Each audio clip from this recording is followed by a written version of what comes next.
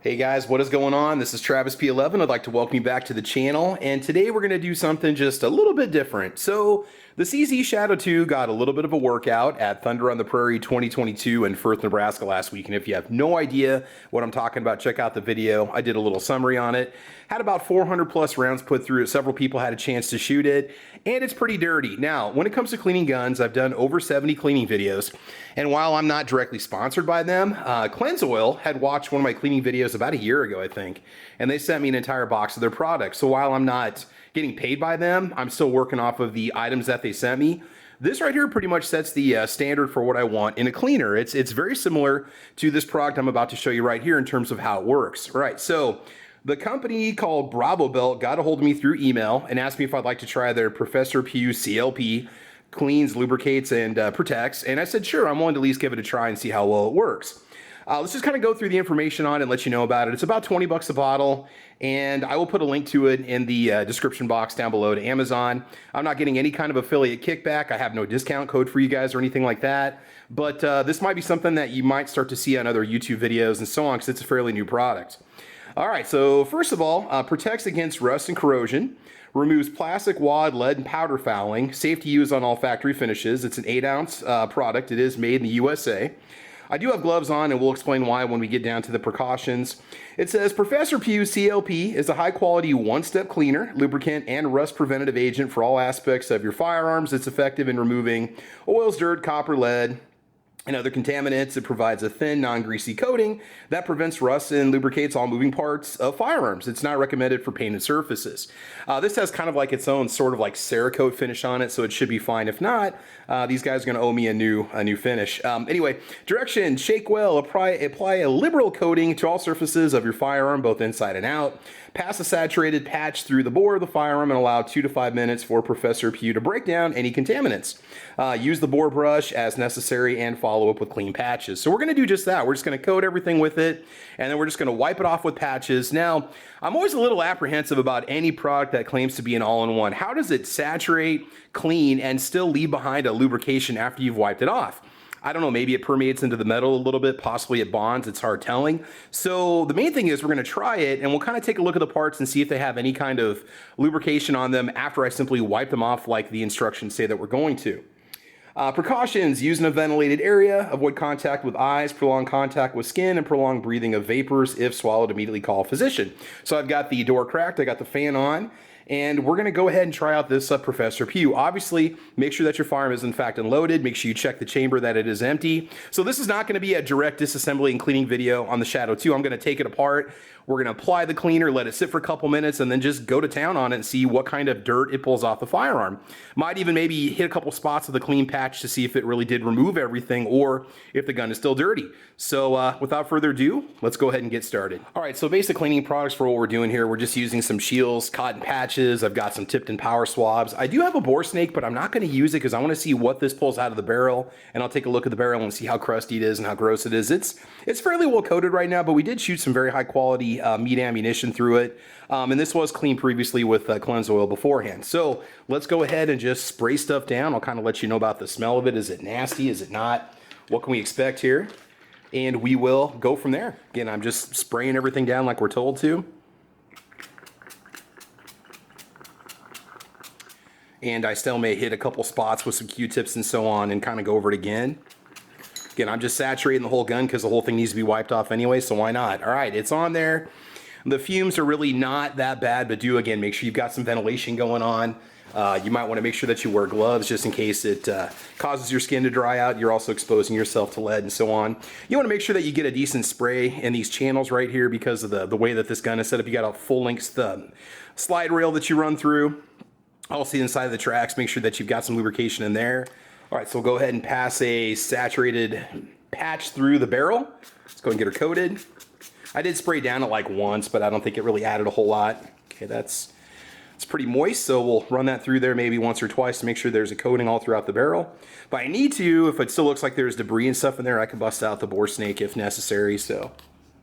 Okay. You know, let's just go ahead and do that one more time just to make sure there's enough in there. Again, since you're just doing one step, you know, you're just going to be wiping stuff off, and that's basically it. So if it's coated, that's fine. We're just following the directions like it says.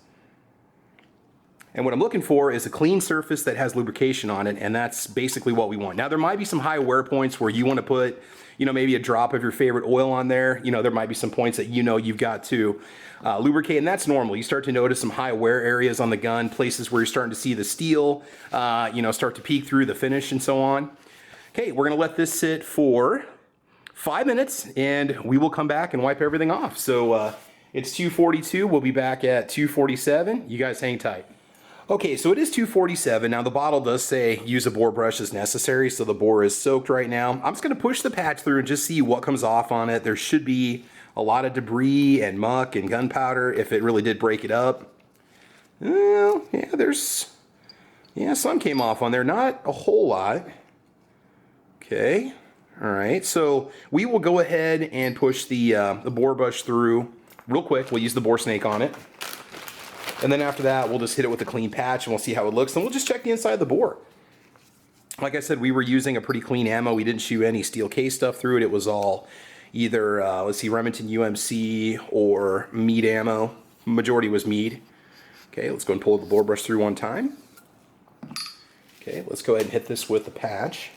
Now there is a little bit of cleanse oil on that bore snake, just to give you a heads up, but I always wipe it off when I'm done with it. So let's go ahead and check the bore here and see what comes off. Okay, let's push this through. Okay, it did break up a few more particles. A little bit more did come off on it. Okay, not bad, not bad. Let's go and check the bore. It is very, very shiny. You can see right through it. I don't know if you guys can tell, but let's see here. Let's get this in focus for you. It's a mirror-like finish in there. Okay, so let's just grab a clean patch and we'll just go ahead and wipe this off.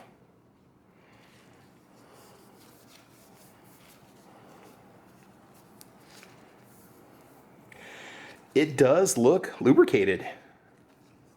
It's interesting stuff. Kind of bonds itself on there. Wow. Looks like there's kind of a thin coat all the way across. Okay, not bad.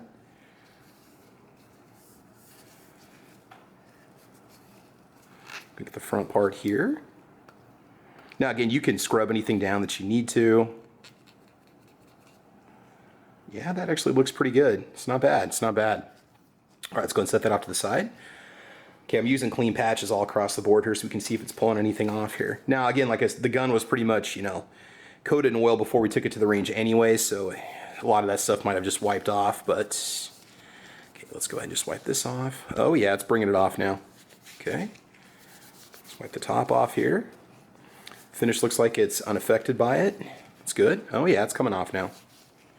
Okay, let's get up in here and wipe off this area where the firing pin is. That part always gets pretty nasty. Oh yeah, it's pretty bad. Okay, start to wipe out the inside. Interesting.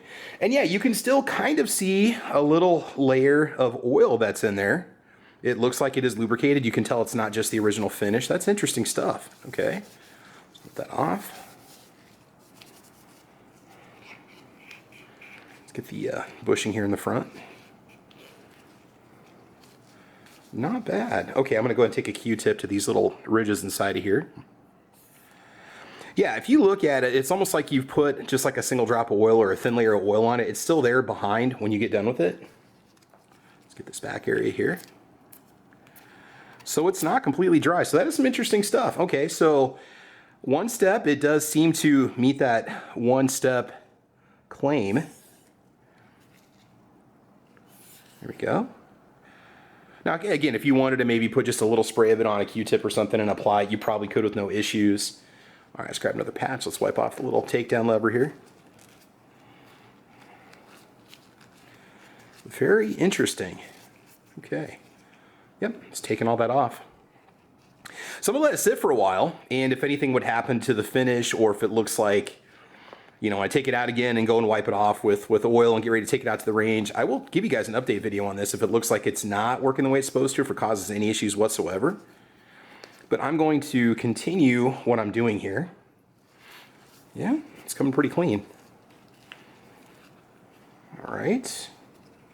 And not bad. Let's go and wipe off the spring here. Not that you get a whole lot of nasty stuff in here, but it can happen like that.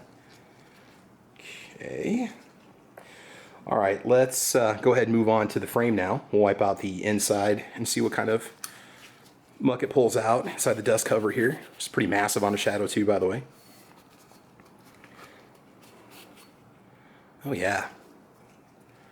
Wipe off the outside here a little bit. Like I said, it saw a lot of use. I'm going to hit this with the Q-tips here in a little bit and kind of go over a few parts specifically, but now again, like I said, after I go over it with a patch a couple times, I know I'm using a lot of patches, but this is basically just to kind of demonstrate for you guys what to expect. If you hit it with a clean patch, or even maybe a slightly saturated patch and nothing else comes off, then you know that this stuff is the real deal. It's working good. This is really interesting because it does seem to leave just like a little residue behind, and it still looks almost semi-wet, which is really cool. And who knows, maybe a lot of other cleaners work this way, but I've worked with CLP, and I've worked with Safariland CLP, and I've worked with Rem Oil. Okay, going to run a patch down, or run a Q-tip down the rails here.